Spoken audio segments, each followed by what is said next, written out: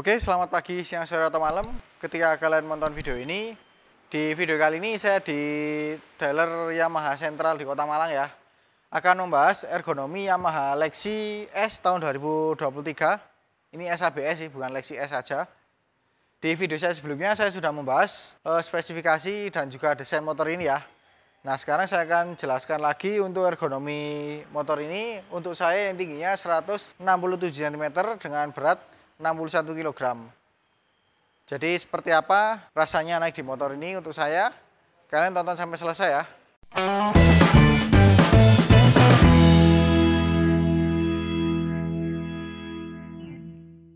Oke, saya akan langsung naik. Bagaimana rasanya naik motor ini?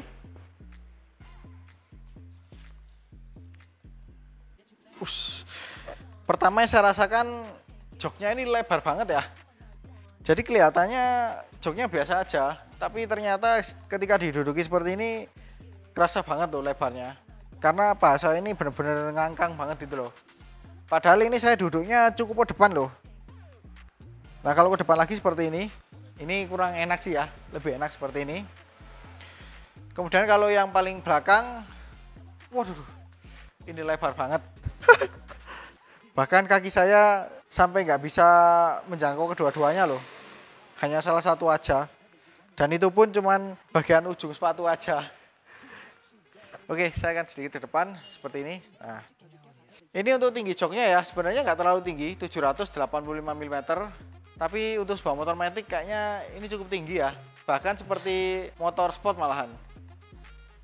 Ditambah lagi joknya yang tadi lebar.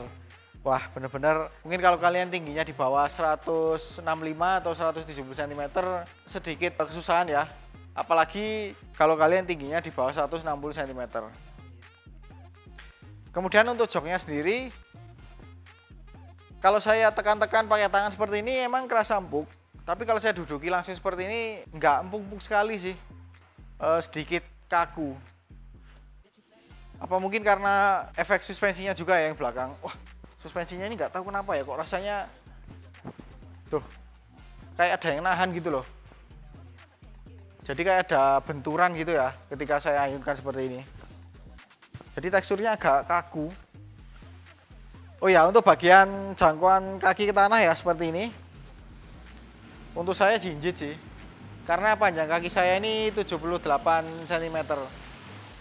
Kalau bisa napak salah satu sih bisa ya. Cuman ya itu, pantat harus sedikit bergeser ke sisi salah satu.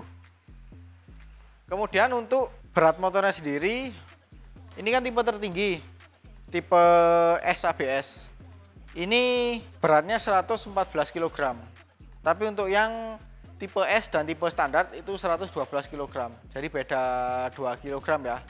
Mungkin karena ini ada perangkat seperti ABS atau lainnya gitu, jadi membuat beratnya sedikit bertambah ketimbang yang tipe bawahnya. Oh ya, tadi ketika saya review saya lupa ya untuk membahas ini. Di bagian tuas remnya ini dilengkapi dengan pengunci. Jadi ini yang saya suka di pengunci rem Yamaha ketimbang di kompetitornya ya. Karena untuk menjangkaunya itu lebih mudah. Tinggal tekan seperti ini. Kalau di kompetitornya kan harus menggapai seperti ini ya. Kalau ini enggak, tinggal tekan seperti ini. Jadi lebih simple, lebih mudah. Dan untuk posisi tangan ke stang ya, seperti ini posisinya. Ini secara garis besar memang khas motor matic. Cuman kalau saya rasakan lebih detail lagi, ini stangnya sedikit lebih lebar dan apa ya, sedikit tinggi gitu, lebih tinggi. Jadi rasanya seperti commanding. Pokoknya posisinya tuh lebih apa ya, lebih gagah aja sih ketimbang motor matic biasa. Terus jaraknya juga nggak terlalu jauh, cukup dekat dan genggamannya enak juga sih. Jadi badan itu memang santai, tapi karena stangnya sedikit lebar, jadi lebih gagah aja sih, lebih keren gitu loh kalau diduduki. Lalu untuk bagian ini ya, luasan belokan stang ya. Ini cukup luas. Jadi kita mau belok di gang-gang kecil pun juga masih oke ya. Jadi meskipun dia bodinya itu judulnya Maxi, tapi secara pengendalian di stangnya ini cukup enak sih tuh. Kemudian untuk suspensi ya, yang depan ini empuk banget tuh, dan rasanya itu jarak travelnya sangat panjang loh. Tuh seperti ini. Kalau yang belakang tuh, ini lo nggak tahu ya, kok masih ada rasa kayak kepentok gitu loh. Padahal ayunannya nggak terlalu dalam. Mungkin kalau kalian pengguna Lexi ya, kalian bisa tambahkan kolom komentar di bawah deh, suspensi belakangnya ini sebenarnya seperti apa sih karakternya. Karena kalau saya praktekkan seperti ini, kok rasanya apa ya, seperti terbentur gitu loh. Dan untuk posisi kaki naik ke pijakan seperti ini cukup luas dan lebih lega ya, karena di bagian tengahnya ini dia dibuat lebih datar, jadi kita bisa sedikit ke tengah atau gimana gitu, yang aneh-aneh gitu ya. Dan dilengkapi dengan karet, jadi semacam karpet gitu ya, cuman nggak seluas bidang dari pijakan kaki ini, hanya di bagian untuk kakinya saja. Tapi ini sudah cukup oke sih, karena lebih nyaman, lebih empuk, dan yang pasti bisa lebih meredam getaran mesin ya, atau getaran ketika melewati jalanan yang kurang rata gitu. Tapi nggak seperti NMAX atau kakaknya, dia nggak ada posisi lonjornya. Ya bisa sih posisi sedikit selonjor, cuman posisinya seperti ini. Jadi bagian ujung kaki depan itu dia keluar ya, bisa buat selonjor seperti ini. Tapi seperti ini jadinya. Tapi oke lah, minimal bisa dibuat selonjor lah. Kalau di Aerox itu kan nggak bisa ya, kalau ini bisa. Dan karena ini dia datar, jadi untuk menaruh barang itu enak. Kebetulan saya nggak bawa tas sih. Kalau bawa tas bisa dipraktekin ya, bisa ditaruh di sini, bisa lebih leluasa. Kita nggak perlu dipakai di punggung gitu, bisa taruh di sini supaya lebih nyaman juga ketika berkendara. Dan ketika posisi naik seperti ini ya, ini bagian lutut masih jauh sih dengan adanya laci seperti ini. Ini kan cukup menonjol, tapi jaraknya masih jauh. Ya mungkin sekitar 10 sentian lah. Dan kalau saya bergeser seperti ini masih bisa, cuman nggak luas sih, karena semakin ke belakang ini semakin sempit. Jadi seperti itu. Dan kalau misalkan saya pakai helm dan juga jaket, seperti apa sih rasanya naik di motor ini? Oke, jadi saya akan mencoba memakai helm dan juga pakai jaket ya. Naik di motor ini seperti apa sih? Buat gambaran aja kalau misalkan di jalan raya itu seperti apa. Cuman ini saya pakai helm full face ya, nggak pakai open face. Ya anggap aja biasanya anak-anak touring itu meskipun dia pakai motor matic tapi helmnya full face ya, supaya lebih kedap terhadap terpaan angin dan lebih hangat aja sih. Tapi kalau dipakai sehari-hari pakai motor seperti ini kemudian helmnya full face, kayaknya kurang pas deh ya. Lebih apa ya, lebih panas gitu loh. Oke, saya akan langsung naik. Nah, jadi seperti ini ya. Bagaimana menurut kalian, apakah cocok? Saya akan tutup visornya. Nah, seperti ini. Ini kalau orang touring sih oke ya. Tapi kalau untuk harian kurang oke sih. Terlalu panas pakai helm full face. Cuman kalau kalian yang bener-bener proper safety sih nggak ada masalah ya, tergantung kenyamanan kita masing-masing. Dan kalau kita lihat dari sisi kamera GoPro ya, atau kamera di helm seperti ini, kita lihat bagian cockpitnya ya sedikit ada rasa mewahnya sih memang, karena di sini kan ada aksen warna emas, kemudian dari panel infonya ini kan dia sudah full digital, meskipun untuk saat ini belum bisa dihidupkan karena akinya tidak terpasang. Ya gambarnya seperti inilah ya, minus panel infonya nggak hidup, kemudian nggak ada spionnya. Ya bisa dibilang NMAX versi murahnya lah, karena secara tampilan hampir-hampir mirip. Oke, setelah ini saya akan duduk di belakang sebagai penumpang ya, Dan karena kalau duduk di penumpang itu nggak afdol kalau nggak ada pengendara depannya, jadi saya akan mengajak tukang editor saya untuk duduk di depan dan saya akan duduk di belakang sebagai penumpang bagaimana ergonominya. Nah, jadi saya bersama dengan Kang Editor ya, Mr. X. X. Oke deh, langsung naik aja.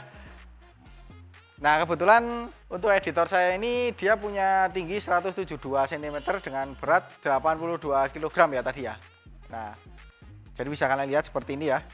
Posisinya coba naik, kakinya naik. Nah, ini terus turun lagi, turun lagi. Nah, ini ini lebih menapak ya karena kan dia lebih tinggi dari saya. Cuman ya itu posisinya masih agak ke depan. Coba ke belakang lagi. Wah, masih tetap jijit ya. Oke, saya langsung naik sebagai penumpang deh, bagaimana ergonominya.